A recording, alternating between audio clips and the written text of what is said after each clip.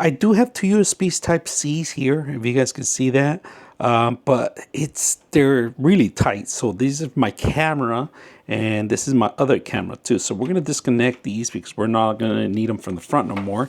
And I do have a Lenovo Threadripper. It's a P620 that we're gonna install it. So if you have something like this that you need to install, this is probably the thing for you.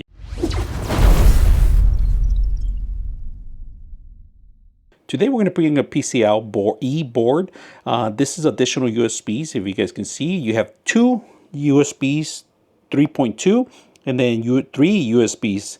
All right, so we're going to set this up because we have this desktop here. Not enough USBs. If you own a Lenovo, they don't have enough space in there. And unfortunately, I have a lot of things that I need to set up for it. So we're going to set this up today and see how it works and see how it responds, all right? All right, so if you can see, it's a little crowded in here, but we're going to be able to make it, right?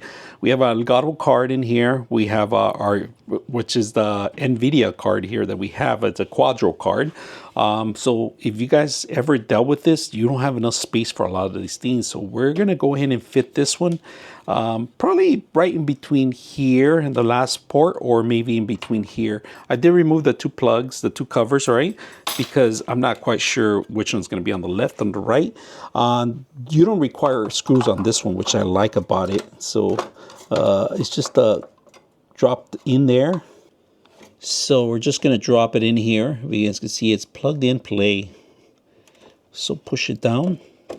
There it is. Push it down.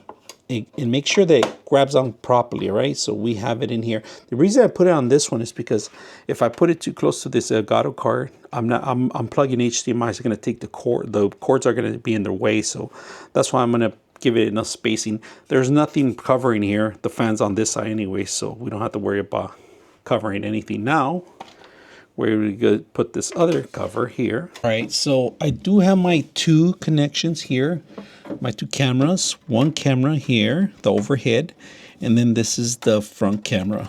So we're plugging it in right behind it, and then we're just plugging our power, and we're ready to go. And we're going to plug in things, how much power we're getting out of it. So let's plug it in. Let's turn it on. It just turned on right now, but it's just a temporary turn on, and then it'll turn off. I just installed the card on the bottom of it because if you guys can see, it's on right now. So I can see a little green light coming on right now. Okay, so we got this camera, which is the top one right there, going. And then we got the overhead, which is this one right here. I'm going to show you guys. The overhead's right here, right on the top. So very simple. I mean, I was able to connect it, and I don't have to worry about cable management in the front. This whole system here, it's on my Threadripper right now. It's dusty right now. It's at the bottom right now. It's running really good. I could see it. It's working, because if not, these things wouldn't be coming up. So if you're ever looking out, need extra connections, USBs, this is the perfect thing to do. So very simple to install. You guys can see you got extra ports now. You don't have to worry about it. So I hope you guys enjoy the video. 99.6 of you are not subscribers in my channel. I hope that the content helps you out and that you find it very useful. And I hope you hit the like and subscribe.